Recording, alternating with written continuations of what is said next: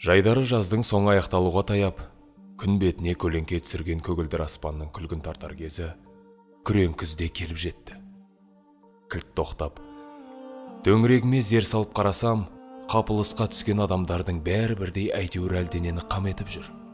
Жұмыс, байлық, басқа дейді. Көктен қарасаң құмырсқа құрлы көрінбейтін адамзаттың тірліктің түбіне түскендігі сонша, өзгесін көзге ілмес зағип тас кереңге айналғандай.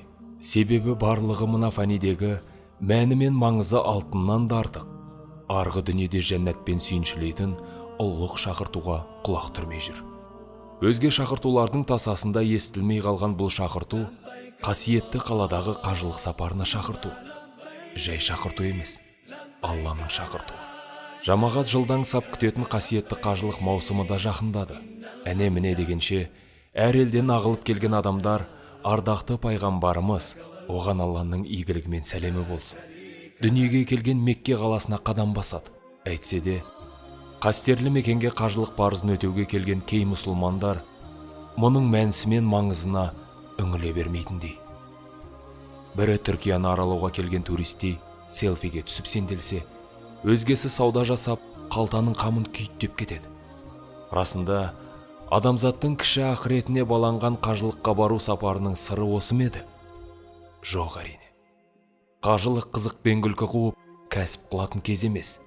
Қажылық ақыретіңді қам қылып, Алланың разылығын алу үшін мұсылман үмметіне берілген ұлы сый.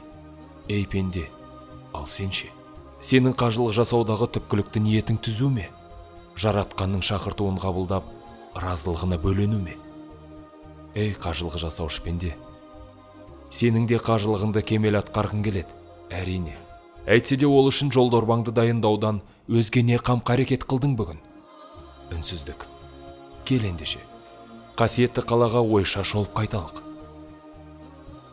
Тігіссіз екі бөлік ақ матадан болған ихрамды киіп, қасиетті қалаға да ендің. Löp-löp соққан жүрегіңнің қағысы жиілеп, әне-міне аузыңнан атылып шығардай.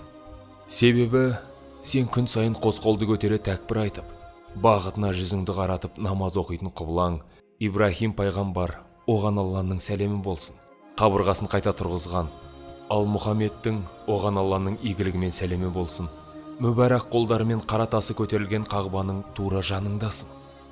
Оны 7 мәрте айнала тауап етіп жүрген саны көп сапырылысқан адамдардың бәрі де бір сәтте ғайып болып, Қағбаға қарама-қарсы жаратқанның құзырында жалғыз өзің қалғандайсың.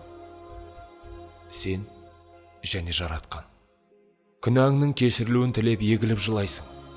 Есіркеуші, әрі естуші Аллаңнан есендік тілеп, жазаңның жеңіл, жәннатпен жарылқауын сұрайсың. Толысып, тасуға әзер тұрғандай иманың одан бетер күшейіп, жаратушыңды көріп тұрғандай кәміл ихсан мен намаз оқисың. Қандай бақыт десеңші. Сірә, бақыт деген сөздің өзі бұл бақытпен теңесерге жұтаңдау сияқты. Себебі бұл бақыт біреуге бұйырмады. Бірақ Алла оны саған бұйырды. Ардақты пайғамбарымыздың, оған Алланың игілігімен сәлемін болсын, табаны тиген көшелермен жүріп, тыныстаған таза ауасын жұтып, мүбәрак маңдайы тиген жерге сәжде жасайсың. Саңлақ сахабалармен бірге дінді насихаттап, елге дағуат жүргізген мешітіне еніп, мінберден Мұхаммедті, оған Алланың игілігімен сәлем болсын, көретіндей сыры бөлек күйге енесің.